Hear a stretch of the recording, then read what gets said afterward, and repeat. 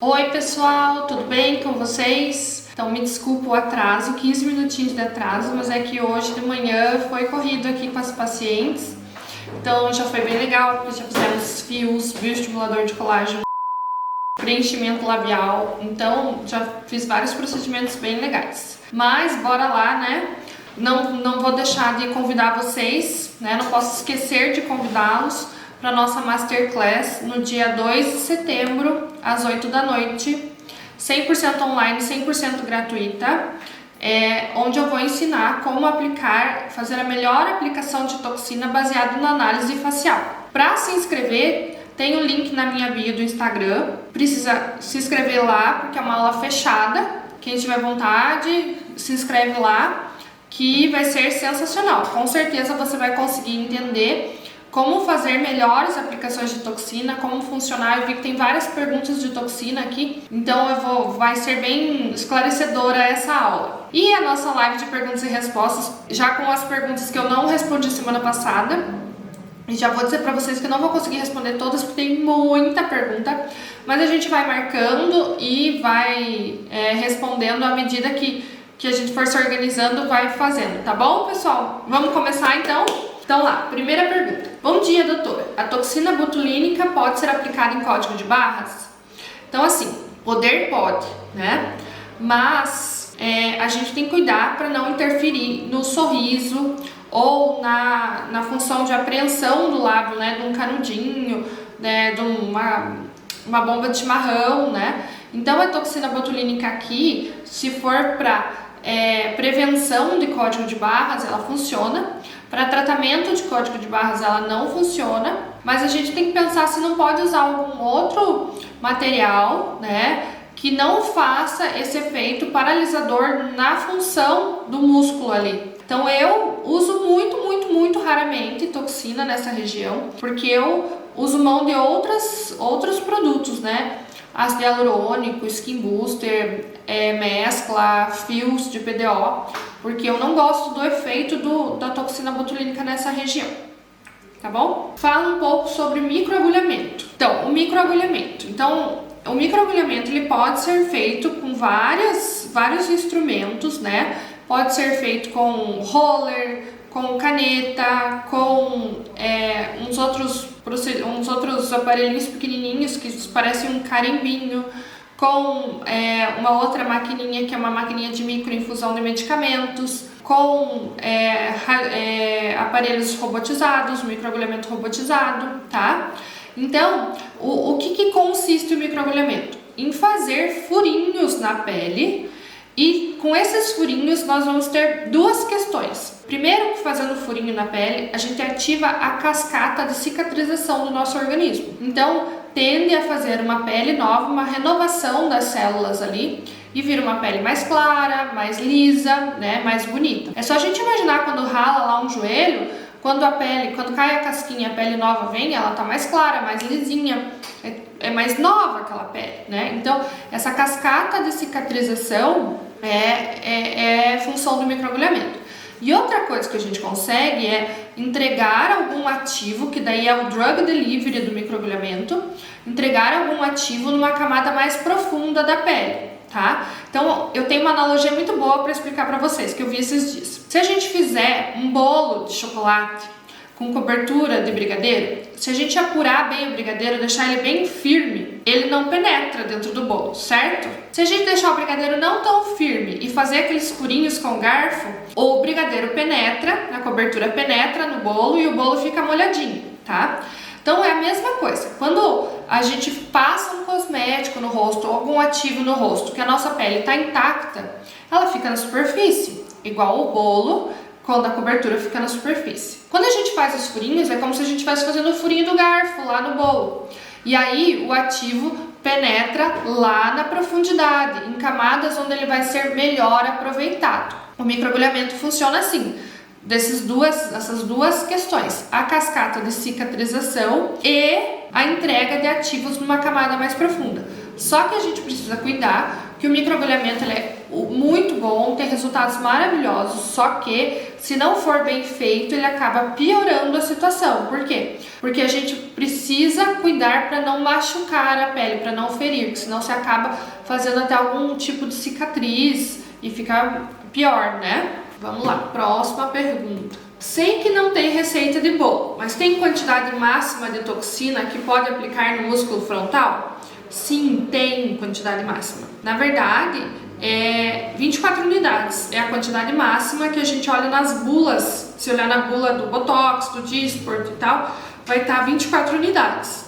Porém, a gente precisa entender que não é porque está escrito lá a quantidade máxima que a gente vai respeitar isso totalmente. Então, por exemplo, se a gente pega um homem que faz uma contração muito grande, talvez 24 unidades não sejam suficientes. Então faz mais diferença não a quantidade de unidade, mas o lugar onde a gente vai aplicar. Muitas vezes eu tenho pacientes que eu aplico 8 unidades, bem pouquinho no frontal. Agora já tive pacientes que apliquei 28, bastante. Então depende muito mais do músculo e de onde a gente vai aplicar nesse músculo, né? Que o frontal é um músculo grande na testa, do que a quantidade de toxinas em si. Mas se você for pegar esse padrão para você se organizar, você tem uma quantidade máxima, é 24 unidades, tá bom? Próxima pergunta. Comecei a usar Derma Roller no bigode chinês e tô com a impressão que só piorou. Parece que tá mais enrugado ainda. Gente, é o que eu acabei de falar. O Derma Roller tem essa questão assim dele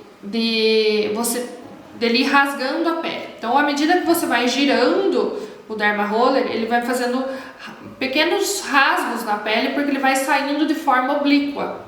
Então, o ideal, né, se você for pensar o mundo ideal, é quando os microagulhamentos são em formato de carimbo. Então, com a caneta a gente consegue fazer carimbo, com a maquininha de microinfusão, carimbo, tá? Porque quando você vai rasgando esta pele, porque você vai saindo com o rolo de forma oblíqua, tende a machucar.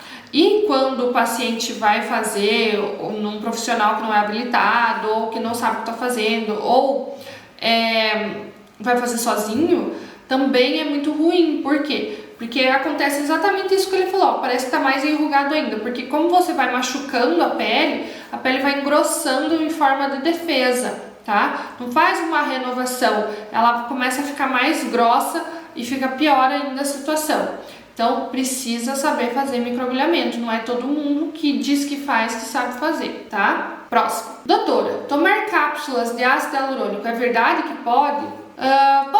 Pode tomar. Mas assim, o que a gente faz com o ácido hialurônico? Para que serve o ácido hialurônico? O ácido hialurônico, ele faz parte da nossa matriz extracelular. O que é isso? Então, a gente tem líquidos no nosso corpo que funcionam para hidratação, para lubrificação. Então, por exemplo, nas nossas articulações, né, tem ácido hialurônico para lubrificar ali, para não ficar batendo osso com osso, tá?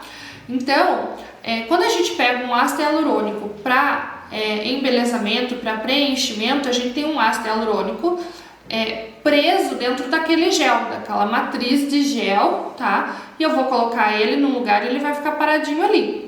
Tá? Quando eu tomo um ácido hialurônico, uma cápsula de ácido hialurônico vai cair lá no meu estômago, vou fazer a liberação desse ácido hialurônico, eu não tenho como dizer, vá para o meu rosto, não vá para o meu pé. Normalmente, quando a gente toma a cápsula de ácido hialurônico, ela vai auxiliar um pouquinho nesse negócio que eu falei, de lubrificações das articulações.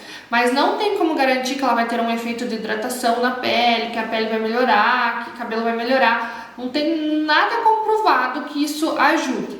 Ácido hialurônico normalmente ajuda nas articulações, mas de forma bem leve, bem sutil. Se você me perguntar se eu tomaria, acho que não, porque não tem nada científico que prove que isso vale a pena, tá bom? Próxima. Eu fiz o preenchimento com ácido hialurônico tem um dia e não notei nenhuma diferença. As minhas olheiras continuam fundas.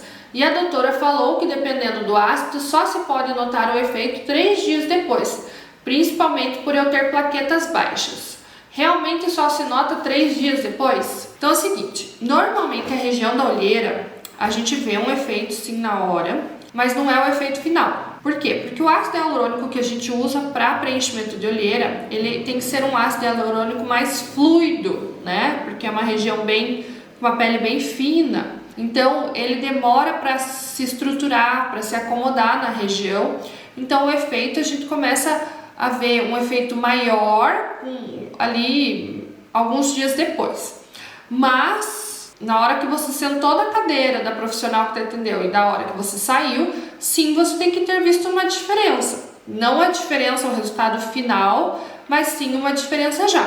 E tem outra coisa importante que a gente faz na questão das olheiras, que é o seguinte: a gente nunca, na hora do preenchimento, nunca corrige totalmente. A gente deixa sempre um pouquinho para corrigir, porque precisa dessa acomodação do material. Então pode que nessa acomodada já se ajeite e não precise completar aquilo ali. A palavra não é completar, mas que ao se ajeitar esse material, se acomodar, um excesso de material ficaria visível. Então a gente sempre deixa um pouquinho aquém do resultado final, para que esse material hidrate, se acomode e aí fique aquele resultado bonito. Então tá, próxima pergunta. Peraí, já não tem aqui agora, nem meu computador tá me obedecendo.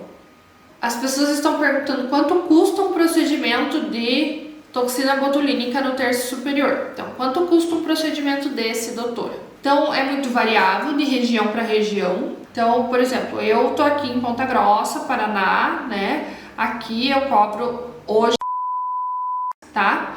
Mas eu sei de outros lugares aqui na minha cidade mesmo que cobram mais em conta e outros que cobram mais caro. E eu não posso colocar preço no serviço alheio, né? Eu posso colocar preço no meu serviço. Então eu sei que pra mim custa isso, né? Eu sei de outros lugares, por exemplo, Curitiba, que sai bem mais caro, né? Em Belo Horizonte, por exemplo. Então depende de região para região. São Paulo provavelmente será mais caro, Rio de Janeiro mais caro, mas e é isso que eu falei, você sempre vai encontrar gente oferecendo por, sei lá, R$600 e gente oferecendo por R$3.000. Eu não posso colocar preço no serviço alheio. O que eu posso colocar é preço no meu serviço e dizer que eu uso as melhores toxinas que tem no mercado, material estéril, que eu sei o que eu estou fazendo, que eu coloco minha responsabilidade, meu conhecimento em cima do paciente. Então, sempre duvide do barato, porque o material que a gente compra, para você comprar um frasquinho de toxina, é mais de R$1.000. Então, não tem condições de você colocar assim um preço tão baixo. Tem alguma coisa errada. Aqui, outra pessoa perguntando a média de valores do Sculptra. Também é a mesma coisa, depende de região para região. Hoje, o frasco do Sculptra eu cobro, tá? E a média de valores eu não tenho como afirmar, porque eu não sei se essa pessoa vai usar um frasco, vai usar 2 frascos, tá? Ou se a gente vai efetivamente usar um Sculptra ou vai usar um outro bioestimulador. Então é difícil, né? A gente afirmar qualquer coisa sem uma avaliação física do paciente, né? A gente precisa estar com o paciente aqui para ter uma ideia do que ele precisa fazer. Outra pergunta. Preciso saber por que o ácido hialurônico não dura 2 meses nos meus lábios. Já fiz com dermatologista e dentista e no C3 também não ficou. Bom, seguinte. Então isso eu até falei nos meus stories do Instagram hoje, tá? O lábio é uma região que a gente tem algumas ressalvas assim. Primeiro, a gente não pode usar um material muito duro no lábio, senão vai ficar aquela boca dura assim, né? Horrorosa, um bicão de pato. Quanto mais duro o material, mais tempo ele dura no nosso organismo. Por quê? Porque é mais difícil dele do nosso organismo reabsorver ele, porque ele é mais firme. Então a gente já precisa buscar no lábio um material mais fluido, menos denso, para ele ficar mais natural, né? O preenchimento ficar mais natural. Segunda coisa, o lábio é uma região que a gente mexe muito. Olha a quantidade que eu tô mexendo aqui falando com vocês. Come, beija, fala. Então é um lugar que a gente usa muito, né? Uma região que todas as nossas expressões faciais estão ali no nosso lábio. quanto mais atividade tem na região, também tem um metabolismo acelerado ali naquele lugar e o preenchedor dura menos. Terceira situação é a seguinte, que quando a gente quer um efeito uau no lábio, não é todo lábio que tem isso com somente uma seringa. Então, quando o lábio é mais vazio, mais murchinho, a gente precisa colocar mais material para que consiga fazer esse efeito uau, tá? Então, muitas vezes a gente imagina que com uma seringa é possível resolver tudo, mas não é, tá? Então, como é que funciona? Dito tudo isso, como é que funciona? A hora que a gente faz o preenchimento com um material mais fluido para ficar mais natural, na hora a gente tem um edema. O que é um edema? Um inchaço. E a boca vai parecer grandona. Dali uns 15 dias a boca já volta ao normal, porém tem o volume do material preenchedor. E ali, dali mais um pouco de tempo, se for um material muito fluido, que existem materiais super fluidos, esse volume vai se perder e a única coisa que vai ter no lábio é hidratação, tá? Então, eu sempre digo para as minhas pacientes, se elas querem realmente ter um volume, aquele uau que fica sempre, precisa refazer aí a cada 6 meses no máximo, porque a boca é um lugar que passa o volume com facilidade. Por mais que eu use as duas linhas de materiais melhores do mercado hoje, acontece isso. Os preenchimentos labiais duram menos, duram em torno de 6 a 9 meses, e com 9 meses lá o voluminho já vai estar bem pequeno. E tem outra coisa também que interfere aí nas regiões, né, na região de preenchimento, qualquer seja o lugar, que é a qualidade do material. Quanto pior o material, né, quanto menos tecnologia de coesão de moléculas, de adaptação, quanto pior, quanto mais BBDE tiver na composição, quanto pior ele for, menos tempo ele vai durar. Porque não tem ácido hialurônico ali dentro, tem um monte de composto químico, de conservante que não vai fazer um preenchimento a longo prazo, tá? Isso o nosso organismo degrada, joga fora ali em pouco tempo e a gente perde esse efeito, tá bem? Tem um comentário aqui, isso mesmo, eu uso o volume Cosmo Beauty e ele fica lindo nos 15 primeiros dias. Após isso, começa a sumir e eu fico até triste. Eu não conheço essa marca Cosmo Beauty, então não posso afirmar nada sobre ela. Mas eu posso dizer assim, que eu uso aqui na clínica o Restylane Kiss, o Define, né, para lábios. Quando o paciente quer um lábio maior, eu coloco um Define. Uso o Volbella, Vollift, Juvederm Ultra Plus, só o Ultra e o Ultra Plus. E eu percebo assim que, por exemplo, se eu vou usar um Volbella, acabei de fazer um preenchimento labial com Volbella, inclusive, né? Mas a paciente queria só um toquinho de nada, não queria que aparecesse, que ninguém desconfiasse que ela fez, nada disso. Então a gente vai para um material mais fluido. E quando esse material é mais fluido, por mais que ele esteja presente no organismo durante 9 meses, que 12 meses, que é a duração do Volbella, ele não dá mais volume, ele só dá uma hidratação na região, tá? Agora, se eu quero um baita volumão, eu quero que apareça, então se eu for com um Restylane Define, por exemplo, ele vai aparecer volume, mas no final de 6 meses, o paciente já perdeu. Por quê? Porque o metabolismo ali está muito acelerado e aí não há preenchedor que resolva, entendeu? A gente já usou demais aquela região e já se perdeu, já degradou esse preenchedor, tá bem? Doutora, ele completou. Reticulação? Reticulação é baixa, eu fiz com Caneta pressurizada. Isso, trabalho com a caneta, você vem nesse testivo e pode usar em caneta Hyaluron-Pen. Hyaluron-Pen, eu não sei como é que chama. Eu vou ser bem honesta, eu não gosto de caneta pressurizada. Se a gente for pensar em anatomia, que é muito importante, eu não tenho como delimitar onde vai esse ácido hialurônico, onde é que ele vai se ele vai entrar dentro de uma artéria ou não. A artéria dos lábios é muito superficial. Então, se eu fizer uma pressão e o preenchidor entrar dentro da artéria, o que eu vou fazer a respeito, entendeu? Então, eu não gosto de caneta pressurizada, mas não julgo quem gosta, quem usa e tá indo bem, continua, tá? Porque não é uma coisa da minha prática clínica, então não posso falar. Mas essa informação que você deu é muito boa. Ele tem baixa reticulação, ou seja, dá pra gente comparar ele com o Volbella, que tem baixa reticulação.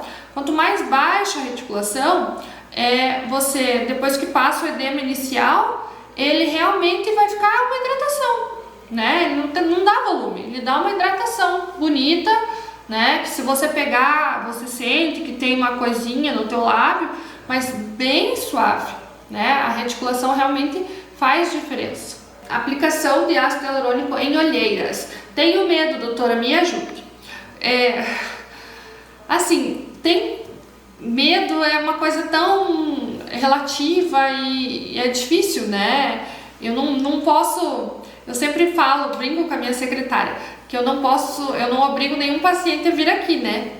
E nem fazer nenhum procedimento, que eu faço o que eu indico e o que eles confiam para fazer.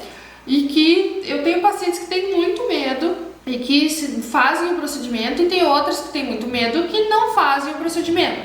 Então, assim, o que eu posso dizer? Quanto mais segurança você tiver anatômica, de conhecimento, de técnica, quanto mais você confiar, quando você profissional, ter essa segurança, menos medo você vai passar para o seu paciente. E você, paciente, precisa confiar, dar um match, né, com o profissional. Precisa saber que você está em boas mãos. Tenho medo da dor. Dor é super relativo. Tenho medo da dor? Anestesia, né? Então, é difícil assim eu dizer, o que eu posso fazer em relação ao seu medo, né? Não sei efetivamente o que eu posso fazer em relação ao seu medo. Tenho que sentar e conversar contigo para entender. Se tem medo da dor, tem anestesia. Se tem medo que dê alguma coisa errada, o ácido hialurônico é reversível. Se tem medo que, como eu preenchimento na olheira, que altere a sua visão, não, o conhecimento anatômico é mandatório nessa região para que não tenha nenhum problema. Então, tem várias coisas que a gente pode ir trabalhando para dar segurança para o nosso paciente, tá? Próxima pergunta. Qual a diferença do Skin Booster e do bioestimulador de colágeno? Ou seria a mesma coisa? Então, na verdade, são duas coisas diferentes. O Skin Booster é ácido hialurônico com baixa reticulação, tá? Então, ele não tem capacidade de fazer preenchimento, de empurrar a pele para cima, de empurrar os tecidos. Ele faz hidratação. Então, como ele atrai muitas moléculas de água, ele vai inchar um pouquinho, tá? Mas isso é muito... A gente não sente esse inchaço, não vê esse inchaço. É lá dentro da pele que acontece e, por consequência, ele estica a pele onde ele está aplicado e melhora muito as ruguinhas finas, a qualidade da pele, tá? E assim ele faz essa hidratação no local onde ele foi aplicado. Já o bioestimulador de colágeno, a gente tem várias opções. Hidroxiapatita de cálcio, o ácido polialilático, a caprolactona, deixa eu pensar, os fios de PDO, devo ter esquecido de algum, mas enfim, falei de vários. O que ele faz? A gente coloca ele lá pertinho, raspando a derme, tá? Pertinho das células que produzem colágeno. E aí, eles vão atrair células que vão tentar degradar as partículas dele, tá? Então, tenta destruir aquela partícula do bioestimulador. E essas células não conseguem. Então, por consequência, elas vão formar uma capa de colágeno ali, para que essa capa de colágeno fique legal, né? Fique ali segurando aquela partícula. Então, ele vai melhorar a qualidade de pele, vai melhorar a firmeza da pele, porque vai existir esse colágeno que vai grudar a pele nos tecidos adjacentes, tá? Então, um faz hidratação, melhora a qualidade de pele por atração de água, por ser ácido hialurônico. O outro melhora a qualidade da pele e gruda a pele, melhora a flacidez facial porque ele faz estímulo de colágeno. Então são duas coisas diferentes, que podem ser usadas juntas, mas são diferentes, ok? Quem tem flacidez palpebral deve ter cuidado especial quando a quantidade de toxina aplicada no frontal? Sim, sim. Mas principalmente quanto à quantidade de toxina aplicada no corrugador, tá? Então assim, existem alguns conceitos de aplicação de toxina que a gente precisa respeitar.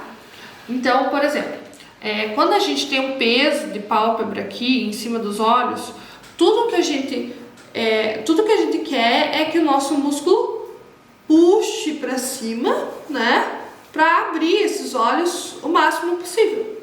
Então, assim, se a gente pesar de toxina aqui, esse músculo não puxa e ainda pesa porque está relaxado e ajuda a fechar mais o olho. Então, se a gente pensar nessa dinâmica da anatomia muscular, a gente consegue entender. Assim como se a gente pensar no corrugador. Então, quando a gente fica bravo, ele puxa a nossa pálpebra, né, a nossa sobrancelha, para o meio e para baixo. Então, se a gente pesar a mão aqui e deixar ele relaxado demais, ele pode cair aqui também. Então, sim, tem a ver com a quantidade de toxina que a gente aplica no frontal. Então tá, então voltando. Então é importante a gente entender a questão da quantidade de toxina no frontal, porque se o frontal puxa para cima, a gente não pode relaxar tanto ele, porque a gente quer essa tração.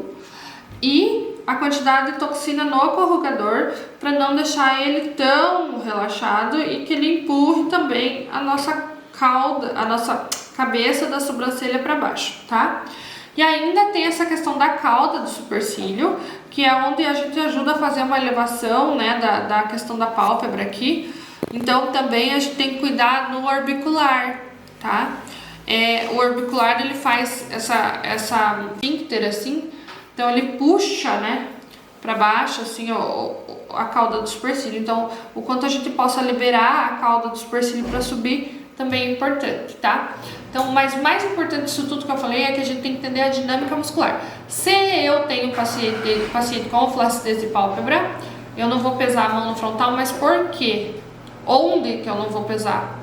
Como que eu não vou pesar? Tá? Então é mais importante isso. Outra pergunta: pode aplicar 2 ml de ácido hialurônico nos lábios na mesma sessão? Olha, poder até pode, mas eu nunca faço. Por quê? Te digo, no momento que a gente faz uma aplicação de ácido hialurônico, de preenchimento nos lábios, faz um super edema. Lábio difícil quando não faz edema, incha na hora. Por mais que a gente faça medicação prévia e tudo mais, ele incha, tá? Então, eu prefiro fazer e marcar dali 30 dias, fazer mais um pouco. E assim, mulher, principalmente, essa pergunta veio de uma mulher, e eu sou mulher, então vou me colocar nessa situação. A gente tem uma mania muito louca, assim, que você tá incomodado com o problema. Então, eu tô incomodada com o meu lábio, quero um lábio. A hora que você resolve aquilo, teu foco muda e vai para outra coisa. Então, eu gosto de fazer o procedimento, o paciente ver se é isso mesmo, gostei e tal, para daí colocar mais, tá? E outra coisa, quanto mais material preenchedor você colocar no lábio na mesma sessão, menos acomodado você consegue que esse material fique, tá? Por quê? Porque tem muito ácido hialurônico ali ocupando o mesmo espaço. Então, quando você dá 30 dias, esse material se acomoda e fica bem mais fácil de você fazer um lábio bonito, sem assimetria, com um desenho bonito, tá? Então, pode, mas eu nunca faço. Microagulhamento robótico. É sempre com radiofrequência? Qual é a vantagem? Microagulhamento robótico não é sempre com radiofrequência, tá? Tem com e tem sem. A vantagem do microagulhamento robótico é a seguinte. Como eu disse lá quando eu estava falando sobre o microagulhamento, ele faz essa questão do carimbo. Então, cada vez que você coloca a manopla ali, ele entra a agulha controlado, né, aquela quantidade que tem que entrar, e ela faz um carimbo na tua pele. Então não faz essa remoção da agulha de forma oblíqua rasgando a pele.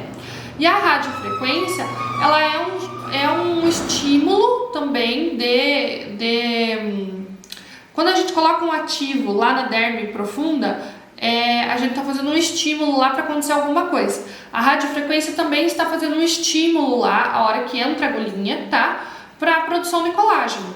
Então, preciso fazer uma radiofrequência robótica, um microagulhamento robótico com radiofrequência para ter um resultado melhor?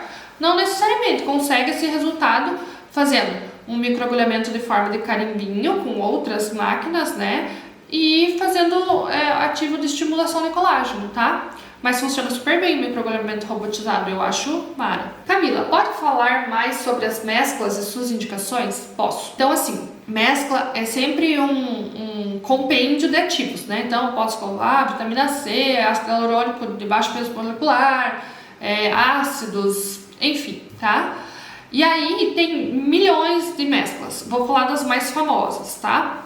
Então temos o NCTF, que é uma mescla, que ela tem ácido hialurônico, tem mais alguns ativos, não me lembro todos de cabeça, tive que pegar aqui na minha gaveta para ler para vocês, tá? Que ela faz uma super hidratação, melhora a qualidade de pele, deixa a pele mais viçosa, mais iluminada, tá? Eu adoro o NCTF. Aí a gente tem os Skin Savers da USK, tá? E eles têm várias finalidades, então tem para melasma, né, para mancha, tem para acne, para cicatriz de acne, tem para hidratação, tem para estímulo de colágeno, então tem várias indicações.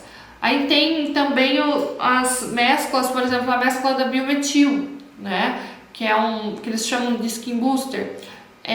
Também é ácido hialurônico de baixo peso molecular, vitamina C, que é para melhorar a qualidade da pele. Mas assim, tem muitas mesclas no mercado, tem mescla para fazer crescimento capilar, né, que pode ser usado na barba ou no cabelo, né, tem mescla de clareamento, né, facial, tem mescla de uniformização facial. Então tem várias mesclas, tá? E a gente precisa entender a necessidade daquele paciente.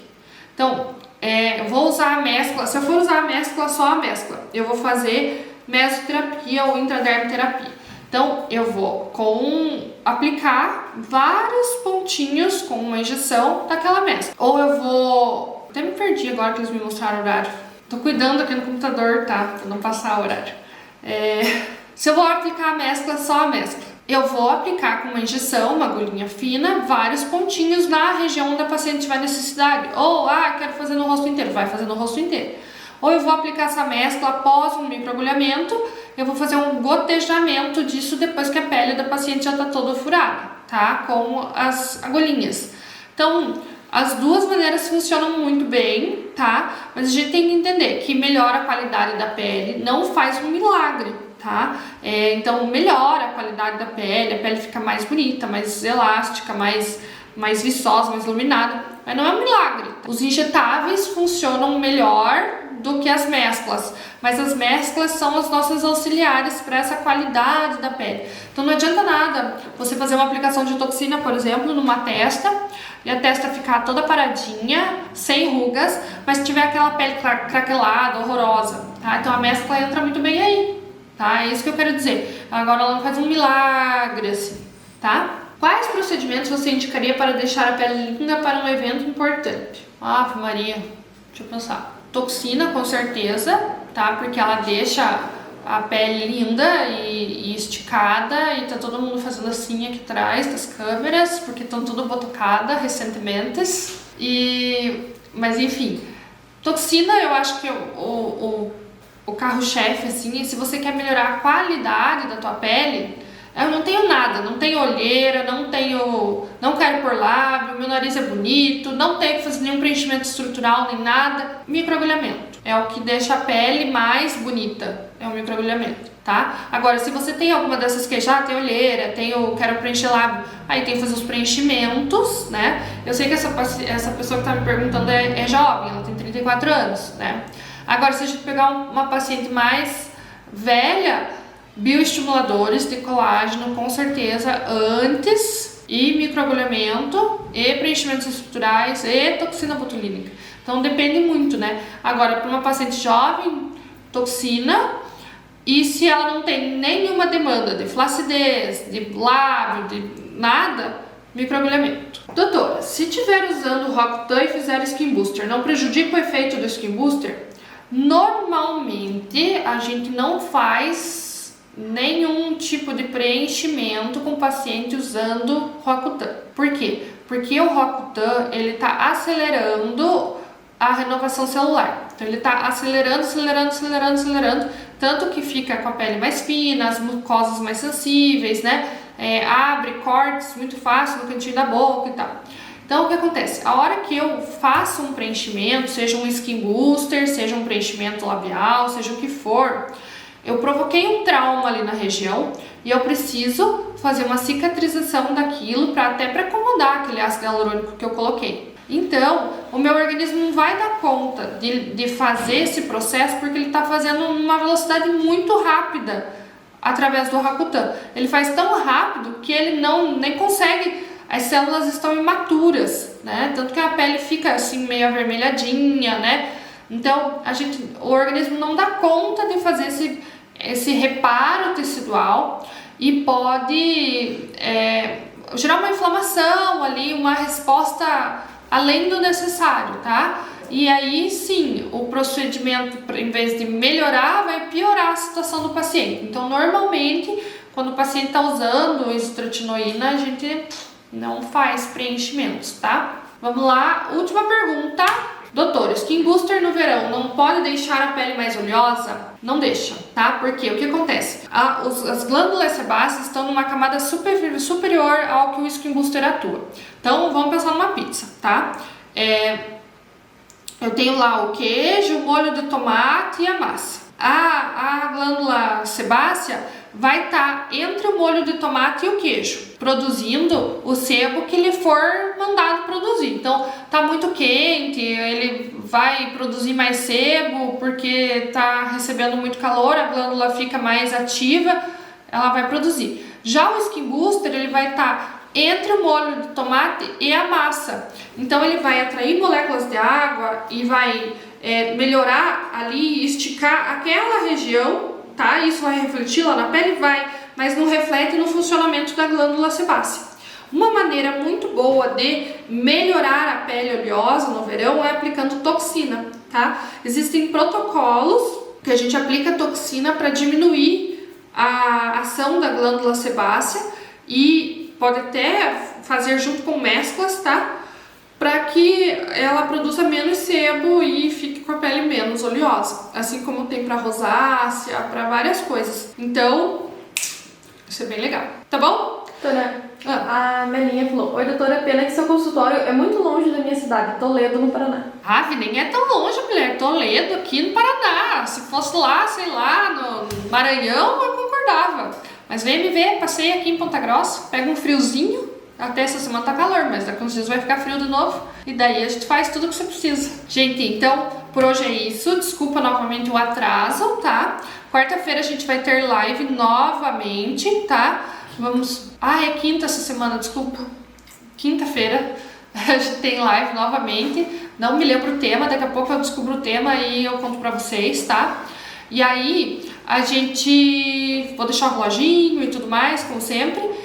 E não se esqueçam, entrem lá se inscrever na Masterclass, dia 2 de setembro, às 8 da noite, 100% online, 100% gratuita, para aprender a fazer a melhor aplicação de toxina baseada na análise facial, tá? A gente tem que entender a dinâmica. Lembra aquela pergunta lá do frontal, de baixar a sobrancelha?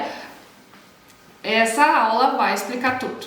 Então, se você tem interesse, entre lá na bio do Instagram, que tá lá o site para vocês se inscreverem. Fala. A Cássia mandou: eu moro aqui em Curitiba. E a Melinha respondeu novamente: vou passar com carinho, obrigada.